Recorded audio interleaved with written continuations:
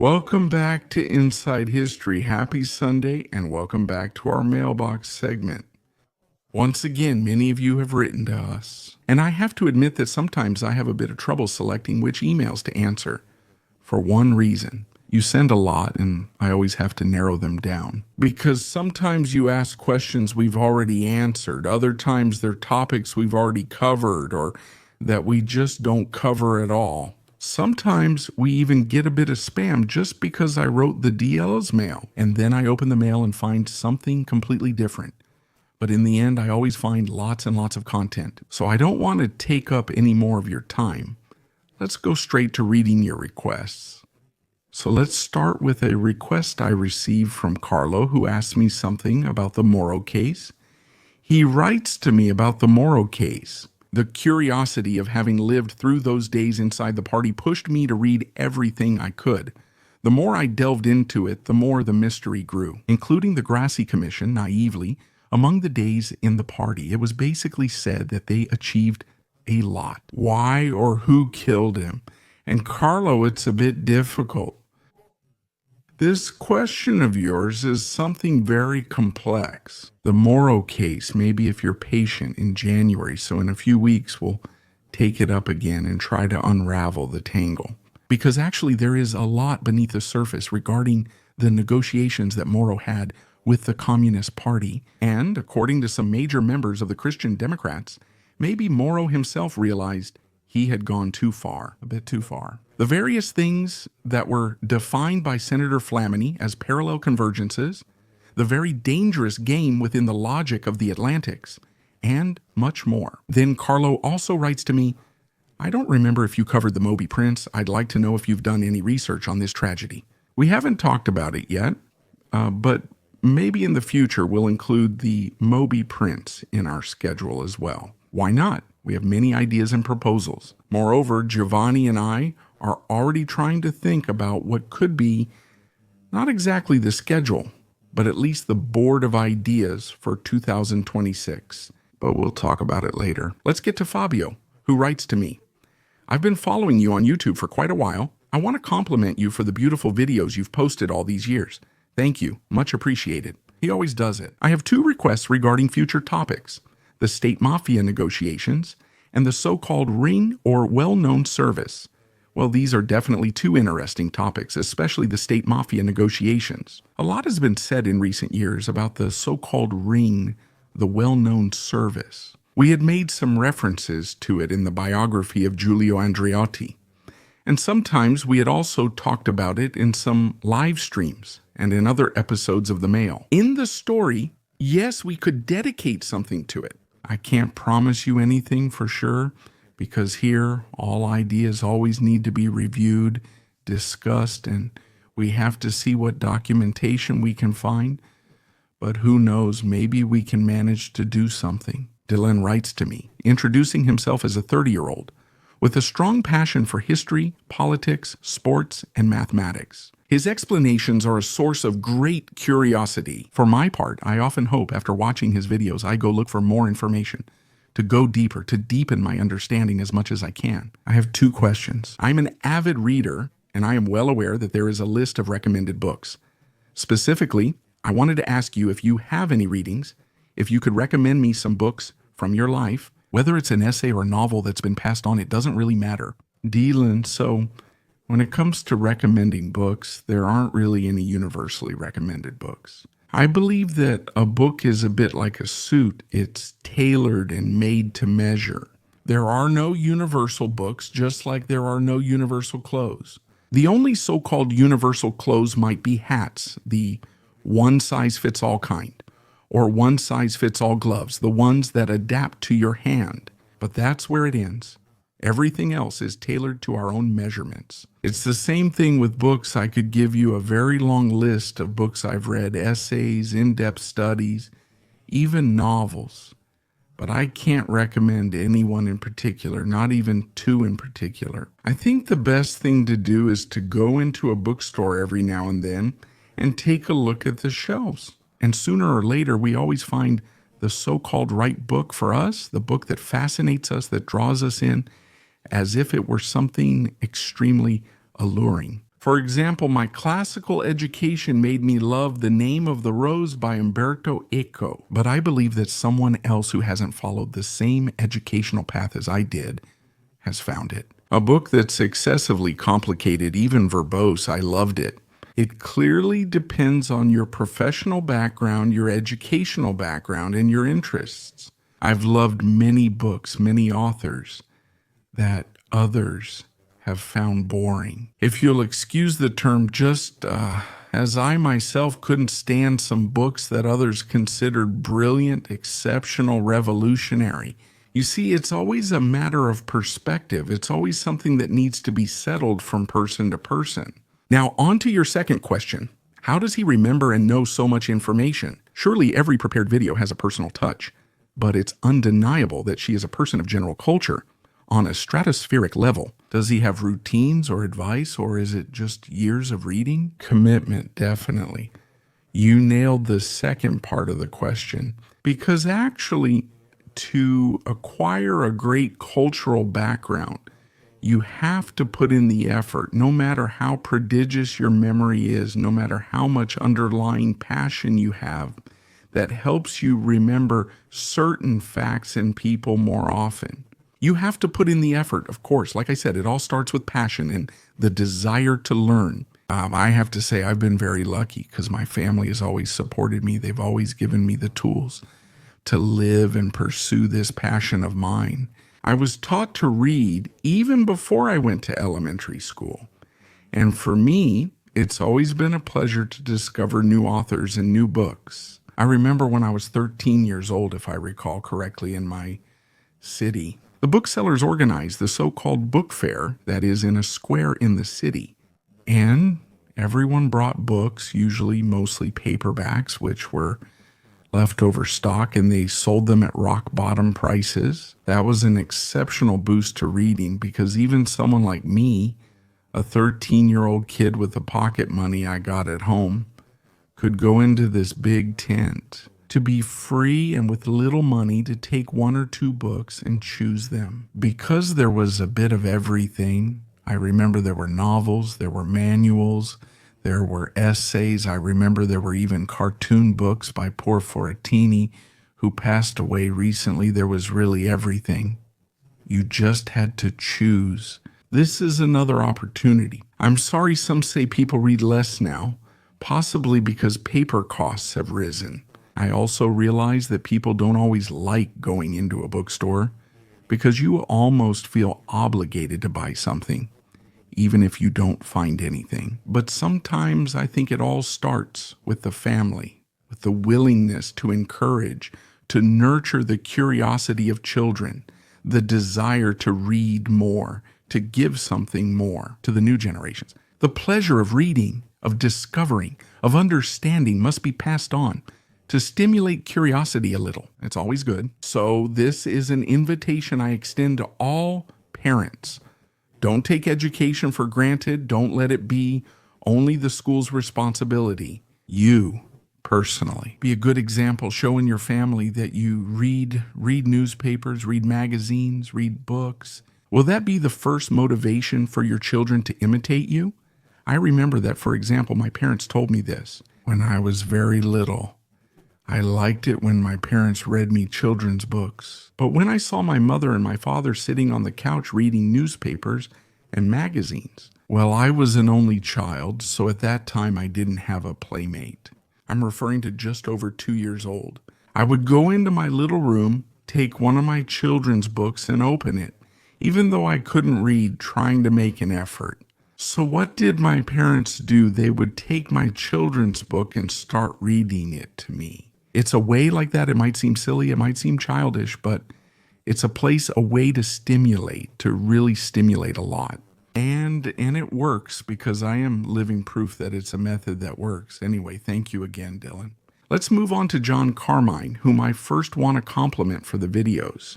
I always follow them with great interest. After researching Freemasonry in my country, I found an essay called Freemasonry on the Harvard College Library website, with written approval from the Grand Master, dedicated to the institution's core principles. The work, written by Giuseppe Apicella and published in 1896 in Sala Consilina, his hometown, represents both a testimony and historical value. I hope you'll be pleased that there's a copy attached to this email. So John Carmine, thank you, because you've been very kind. Over the years, I've collected several books about Freemasonry by notable authors. One more book never hurts. Also, because in my research, I managed to find a bit of everything. And sometimes there's even misleading information. I still remember when a few years ago I found that information, which later turned out to be completely wrong, about the origins of P2. With Cephas as its founder, it was something absolutely wrong and misleading. And I realized it in a short time, thanks also to other elements. In fact, adding one more element never hurts. Let's turn to Gian Andrea, who writes, "My questions about the Cuban Missile Crisis. In my opinion, the way Ride journalists cover Vatican issues is embarrassing. Sycophancy peaked during Pope Francesco's pontificate. This topic deserves its own email. However, this attitude likely has ancient roots. Why is it that when our state television talks about the 13 days, the famous period of crisis, those 2 weeks when the world seemed on the verge of imploding, it often emphasizes Giovanni 23, his mediating role, making it seem the positive outcome was due to him? However, if you check the foreign press, there's barely any mention of this. Even though I already have my own opinion, I admit that I have a bias, so I'm asking you how things really are. You pretty much said it all. The supposed mediation efforts of Giovanni 23, even though Giovanni 23 was indeed a very innovative pope, are something quite marginal. Giovanni 23 presented himself as a mediator and candidate, but took no action. In practical terms, the Cuban Missile Crisis was diffused. Did we talk about it in the Audrey Stevenson video that you can find? We published it in July. It was diffused through a complex game of underground diplomacy between the United States and the Soviet Union. In that case, it wasn't possible to talk about an open mediation because there were too many interests at stake and the balance was extremely delicate. In the end, the crisis was resolved because both sides, the United States and the Soviet Union, decided to take a step back and then move forward in other directions. This helped to ease the situation, cool down the crisis, and create the conditions for a common agreement. What was the common agreement? A commitment from the United States to never invade Cuba and not to support anyone who wanted to invade Cuba. So this was the first step, the Soviet willingness at that point to withdraw and dismantle all the installations that had been built. The island for launching ballistic missiles, nuclear certified. The guarantee obtained, again from the United States, in this case, of no Soviet intervention in Berlin. Because it's clear that Berlin was the other side of the scale in the Cuban Missile Crisis. And finally, even if it wasn't stated explicitly at first and was only done later, the dismantling of the American Jupiter missiles in Turkey, missiles that were already obsolete then, and their withdrawal from service had already been decided. They couldn't be included in the agreement right away, so as not to seem simply a price to pay, a blackmail to give into. It was something carried out by the Kennedy administration with some intermediaries towards the Politburo and Nikita Khrushchev. Extremely delicate. But Giovanni 23 didn't do anything concrete at all, except for saying, "I'm available. If you want mediation, I can try myself." Now that in Italy, unfortunately, part of our society, and obviously the media as well, is prone to the narrative of a specific side, which is the Vatican's, that's a fact. I have to say, much to my own disappointment, that some colleagues, especially those who call themselves Vatican experts, don't show such a great deep knowledge of the subject. We've seen it, I don't know how many times during the conclaves. Remember how often the predictions were wrong, and most of the wrong predictions came from journalists in the Italian Vatican press. And what more is there to say? Maybe it's because we end up idealizing something too much within our own wishes toward the Vatican itself, or what we see, or what we would like. On the other side of the Tiber, we would like to have an Italian pontiff, but we don't have an Italian pontiff. It's been almost 50 years since Giovanni Paolo. We would like a pope who intervenes in international politics in a certain way, but exactly the opposite happens. There are those who would like a more reactionary pope and instead a moderate, almost progressive pope like Francesco arrives. We would like a pope who is a literal successor to Francesco. Instead, Leone is elected, who holds softer and less revolutionary positions. We would like that. But reality is different, and this is yet another example. What you told me about Giovanni XXIII. Maybe many would like a different narrative, but in the end, there is no evidence. Let's get to the last emails of this round of mail. Inside the story. I also remind you that you can write to me at the email address fbatuzzi@insidethestory.net. Please remember .net. Otherwise, who knows where the emails will go? Maybe they'll come back to you. Anyway, nothing comes to me. So, a dear friend of ours writes to us, and that's Franco, Recidio.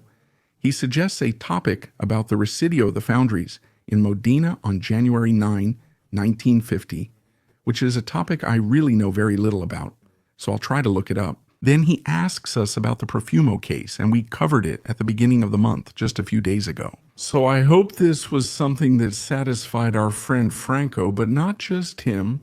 We mentioned it, but as Franco said, you only brought it up when discussing the relationship. San Giuliano rejects it. This time, we are at the heart of the matter. And then, let me tell you, Uchronia will be our Christmas gift.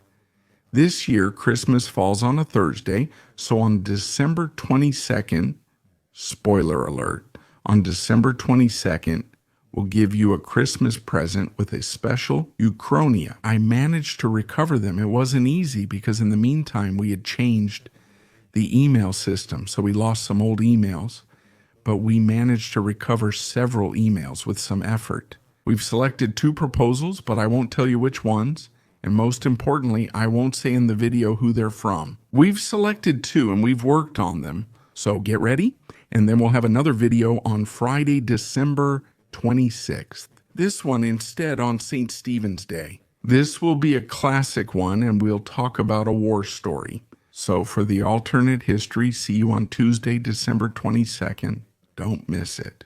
Let's get back to our mail suggestions, and as I was saying, we have more suggestions coming in, for example, from Elisa, who writes to us, I'm replying to the call for next season's subscribers and would like to suggest a video on Rodolfo Siviero about the recovery of works of art taken from Italy by the Nazis, and then returned to Italy. This topic of the disappearance of works of art is very interesting. They made a movie about it a few years ago, although it wasn't very successful, to be honest. You know what, Elisa? I'll think about it. I'll see if I can find some interesting material regarding the recovery of works of art, specifically. And then finally, Remedio writes to us, who is one of our dear subscribers. In 2026, I would like to see one of your videos about the German bunker in Requaro Terme, Vicenza. What do you think? Should we make an outdoor video? I could think about it. I need to talk to the person who helps me with outdoor videos. How should we organize ourselves? That could be an idea. I've also been thinking for a while about making a video on the Klein Berlin complex in Trieste. Let's see. I have several ideas to develop in 2026. As for the outdoor ones, I can't promise anything. Let's see if it's doable. All right, with this email, I've finished with the inbox. For today, I'll give you a few more small pieces of information. As I mentioned, we'll have quite a busy month here in December. You've already seen some of these achievements, and you'll see more on December 31st. Don't miss it. In the afternoon, we'll have our usual live session to exchange holiday wishes and to review the year. You can participate live by writing in the live chat, not by email. You can write directly in the chat of the video itself, so don't miss the opportunity. Also, since I always get requests to organize meetings, and this year in February, we had the pleasure of meeting some of you in Turin, having coffee or eating together. I would like to propose 2 options to you, one in Bologna next month, But so far, I've only received one definite confirmation. There are others who said maybe. We'll see. To organize something like this, I need a significant number of confirmations. I mean, we're talking about at least a dozen people. That way, I can request a room or contact a bookstore to organize the event. Obviously, it's not possible for just one person. In February, I'll be back in Turin for about a week, and I suggest we have dinner together on Tuesday at a place I know. I'll make the reservation. Don't worry, you can come, we'll eat together, and most importantly, you can ask me anything. We can discuss. We can do whatever you want. If you want, I can take you there. Also, the new book, which has just come out, published by Editrice Storica. And by the way, soon it will also be available on Amazon. It's just a matter of time. Let the publishing house set up their Amazon page. So I'll leave you with these two suggestions, one for next month for January. But in Bologna, as I said, you have to guarantee me that you'll come. We could do it on a Friday or a Saturday, we'll see. And the other one definitely in Turin in the week from February 15th to 22nd. Probably, if everything goes well, we could do it on Tuesday, so Tuesday evening. For dinner around, let's say 8:30, 9 at the latest, so that we have some time together. For us, Tuesday would be Tuesday the 17th. If you're not superstitious about the number anyway, I think it's a great opportunity, in fact, to spend time together. Otherwise, for those who prefer lunch, I'd say Wednesday the 18th still in Turin. Let me know. Write to me at the email address. If you want to write to me with proposals or ideas, suggestions, reflections, materials, even with criticism, write by commenting. In the subject, write the mail of Dels F. Betuzzi at chioccioladentrolastoria.net. Or if you want to write to me regarding these proposals. Appointments in Bologna in January and in Turin in February, write to me with DL's Meetings Bologna or Turin in the subject of the email. That way, I can separate the two matters and create my organization files for the various appointments. We agree. Good. I'm done for today. Thank you for your attention. Stay with us inside. The story continues in the next videos, and happy holidays to everyone.